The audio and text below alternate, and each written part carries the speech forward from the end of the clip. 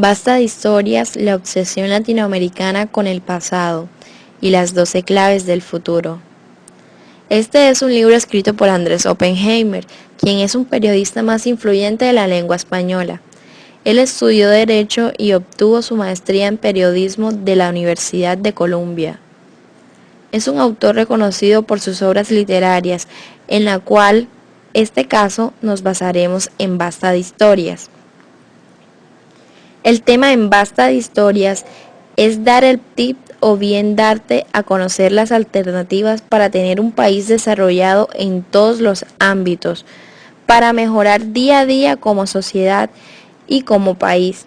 Con tan solo tener el interés, te menciona las herramientas necesarias para lograrlo.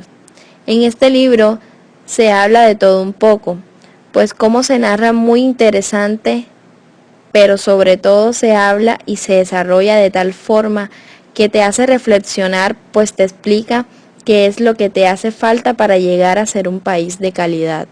Esta obra literaria se basa en las exploraciones que se hace recorriendo países y recabando información para beneficio como sus estrategias en educación, innovación, tecnología, calidad y desarrollo en su país.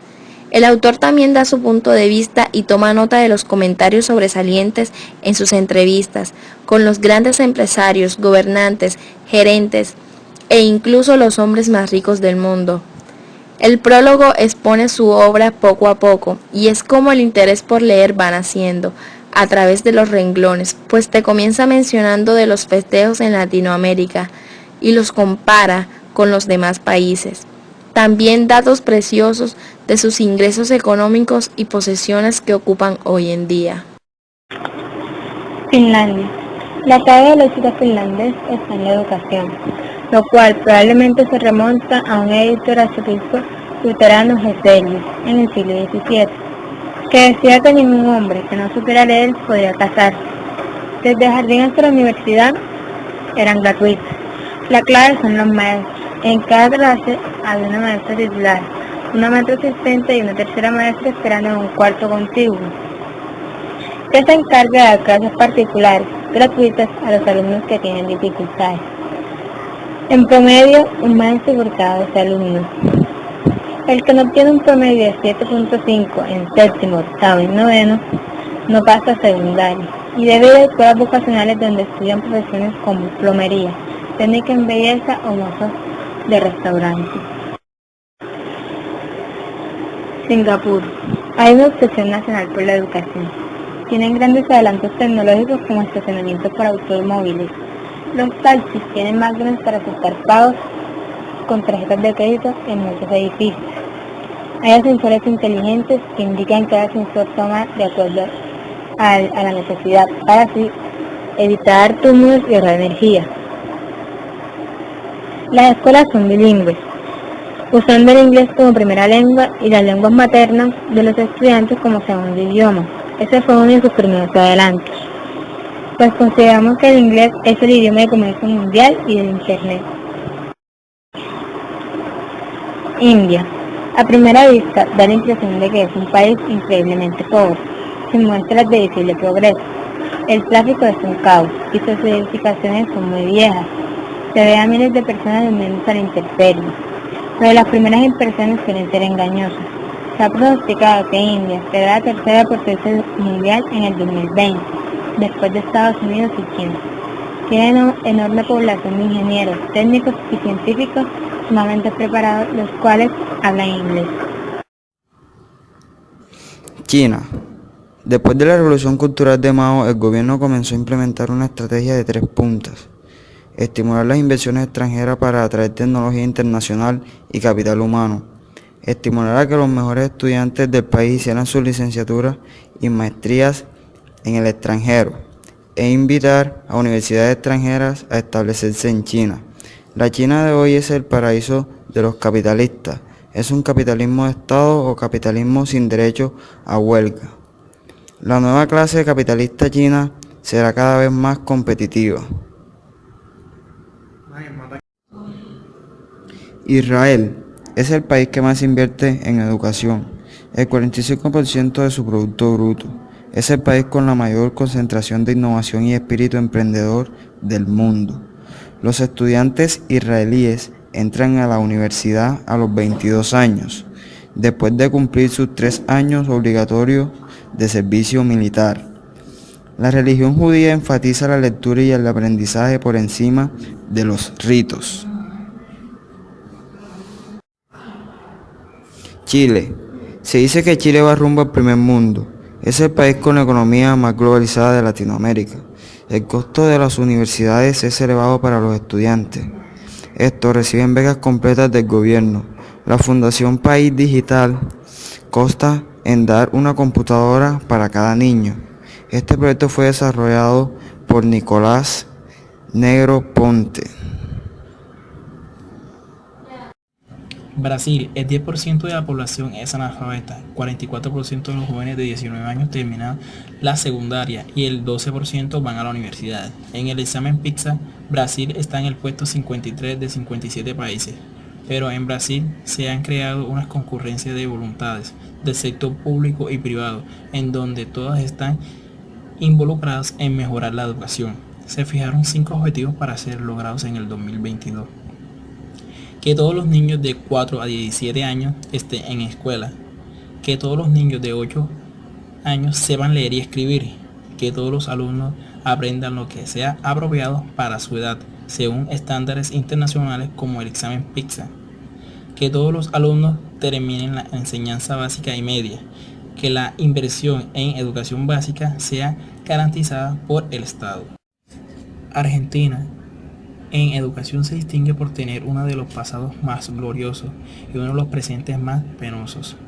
Hoy sus gigantescas universidades públicas difícilmente podrían estar más alejadas del mercado laboral, de la investigación productiva y de la economía global.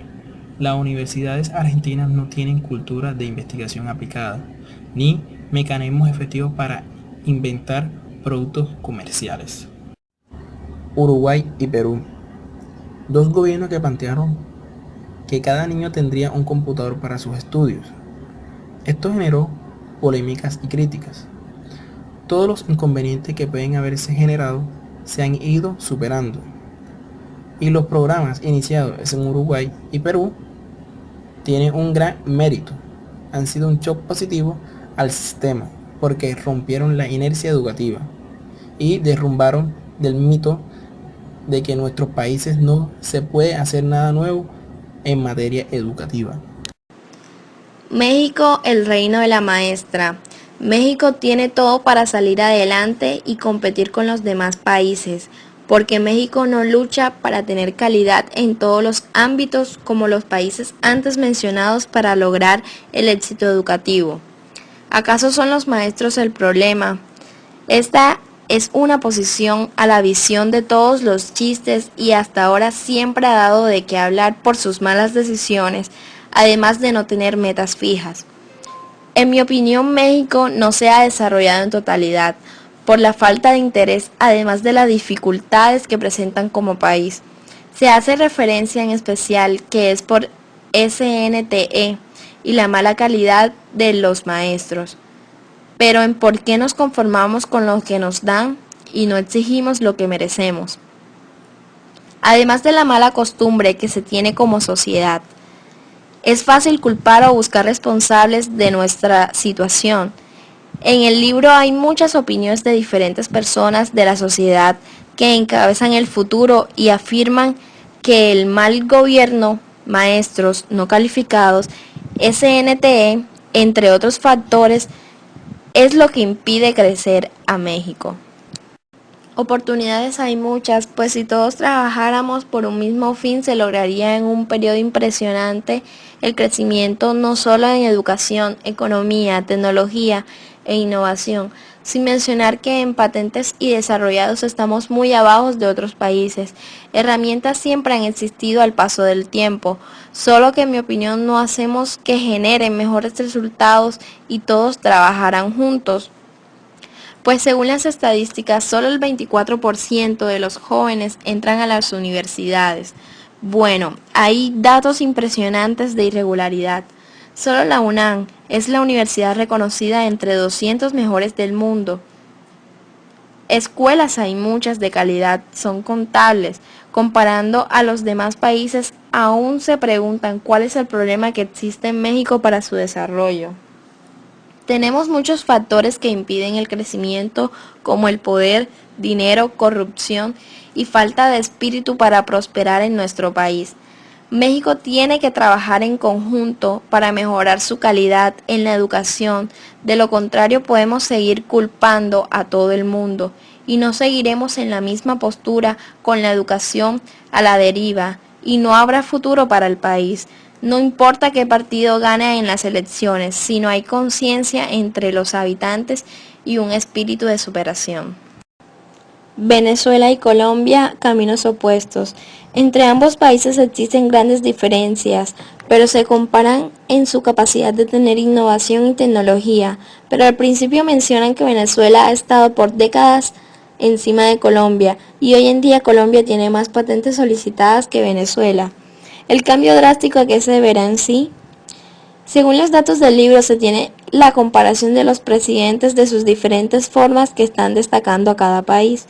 Sus enfoques son muy diferentes, uno se preocupa por la imagen social y el otro por la investigación. Lo cierto es que Hugo Chávez, expresidente de Venezuela, llegó a ser presidente con la estrategia de incrementar su educación.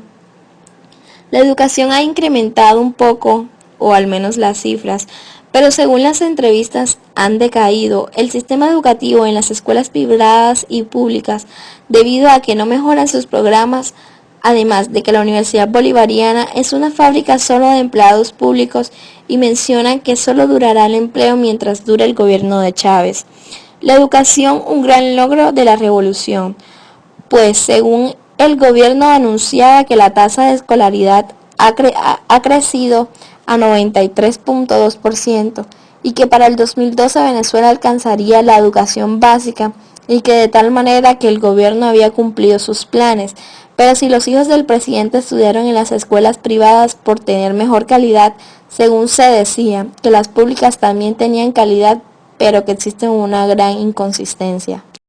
En cambio, Colombia se preocupaba por mejorar su país, manejando patentes, tecnología y, como es de mencionar, su educación, manejando también sindicatos, pero sobre todo la ministra de Educación, Cecilia María Vélez White, que duró en el poder 8 años cuando Uribe estuvo de presidente. Vélez tuvo grandes estrategias para tener la calidad de su educación y competir en exámenes internacionales que los calificara. Al cambio presidencial en el 2010, Juan Manuel Santos ganó las elecciones y fue entrevistado días antes de asumir el cargo, en la cual dijo que trabajaría por la materia educativa, pero sobre todo para formar técnicos, pues habían pocos en el país y se requerían de ellos. También mencionó que mejorar la calidad de la educación es la única forma de defenderse uno mismo en el mundo cada vez más competitivo y globalizado. En mi opinión, si ya tienen comenzado el cambio, deben concluir para seguir adelante con sus intereses como país. Las 12 claves del progreso. Estas claves son recopiladas por el autor al transcurso de su recorrido de los países para conocer de ello y poder redactar su obra literaria, pues en mi opinión fue un gran esfuerzo para reunir la información, además de estrategias que nos da a conocer, pero en realidad son 13, pues es anexada una importante que no se puede pasar por alto. Además, los pasos que nos da es para cualquier país que quiere una calidad. Las 12 claves del progreso son: miremos más hacia adelante, hagamos de la educación una tarea de todos, inventemos un PIB educativo, invirtamos en la educación preescolar, concentrémonos en formar buenos maestros, démosles estatus sociales a los docentes, ofrezcamos incentivos salariales, hagamos pactos nacionales, forjemos una cultura familiar de la educación, rompamos el aislamiento educativo, atraigamos inversiones de alta tecnología, forjemos educación internacional. Y por último y menos importante, abajo la complacencia, arriba la paranoia. En conclusión nos dimos cuenta que no somos perfectos, pero se puede mejorar y llegar a un grado máximo de calidad, es decir, ser mejores. tanto como persona, país, ciudad, estado, etc. Conocí datos que ni siquiera sabía que existían. En otras situaciones corroboré lo que ya conocía, pero sobre todo aprendí cosas nuevas y reflexioné la situación personal y del país. Pues estos datos son para mejorar la calidad del país, que abarca desde la vida del ciudadano, educación e ingresos económicos y personales. Llegar a cierta calidad solo depende de nuestra educación y la visión del futuro, pues debes prepararte para dicha situación, además de ayudar a tu país, pues se debe de contribuir para vivir dicha calidad. En mi opinión, es que tenemos que ver el futuro del camino que estamos tomando para beneficio propio, dejando a un lado la corrupción, la falta de interés, los malos hábitos, los mitos, etc. Y concentrarnos en buscar un futuro no solo de calidad para nuestra sociedad y poder competir con los demás países. De no ser así, solo vamos a conseguir nada, pues se requiere de mucho esfuerzo, pero nadie ha dicho que sea imposible conseguirlo.